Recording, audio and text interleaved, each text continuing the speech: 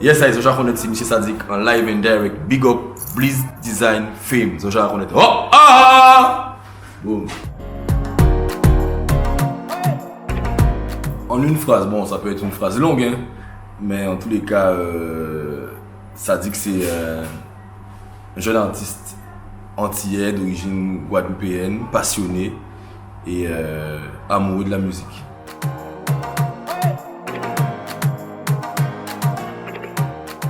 À un enfant, on dirait, il était une fois Sadik, fils de musicien, passionné de musique et d'écriture qui touche du doigt son rêve d'être un artiste connu, reconnu, engagé auprès de sa communauté.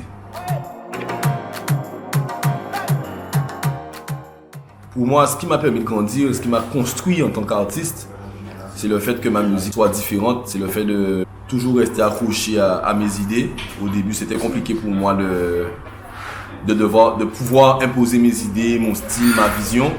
Mais c'est ma plus grande force aussi parce que lorsqu'on réussit à tracer sa route en étant fidèle à soi-même, ben, ça devient une belle réussite. Comme on dit, plus le défi est grand, plus la victoire est belle.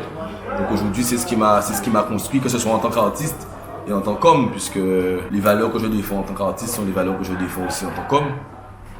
Et c'était compliqué je me répète souvent, mais de rester accroché à mes convictions et de les partager en musique. Donc ça, c'est quelque chose qui me rend assez fier.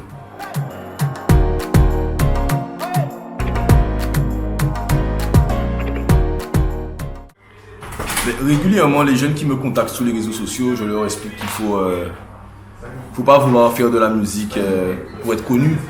Parce que quelque part, le fait d'être connu, c'est finalement presque un handicap qu'autre chose. Mais il faut faire de la musique parce qu'on est passionné, parce qu'on a envie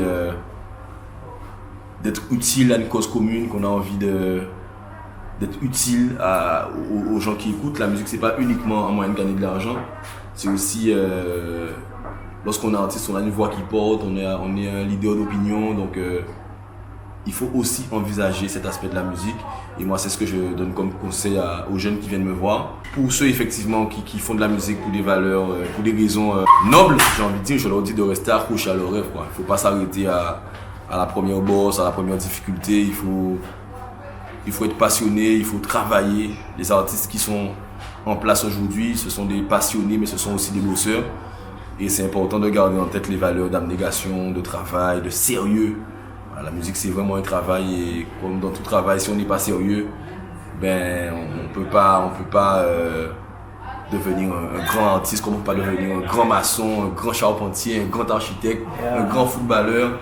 Ben voilà, il faut travailler, il faut redoubler d'efforts tout le temps. Donc c'est les conseils que j'aurais pour un artiste qui veut se lancer, quoi.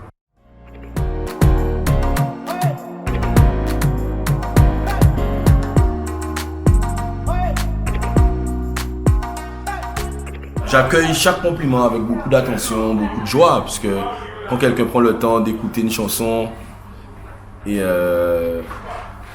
comprend, est touché par le message, partage un morceau de ma vie ou peut-être calque sa vie sous la mienne. Quand je vois des gens en larmes pendant les concerts, des gens qui me disent que ma musique a permis de les soigner, des gens qui sont atteints de maladies graves, des gens qui ont été au bord du suicide, qui se sont rétractés en écoutant des chansons comme Palaguer, qui ont repris espoir. Tout ça, ça fait partie des choses qui me motivent et qui font que je reste au garde à vous.